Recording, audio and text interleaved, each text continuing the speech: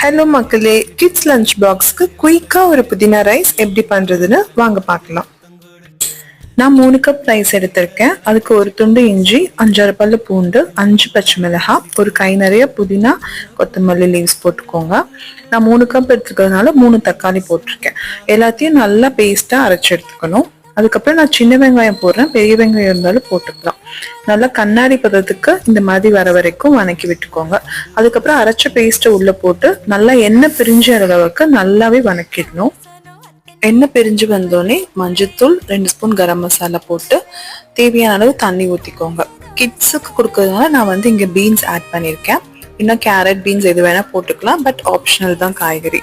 அப்புறம் ஊற வச்ச அரிசியை உள்ளே போட்டுட்டு தேவையான அளவு உப்பு போட்டு நல்லா கிளறி விட்டுக்கோங்க.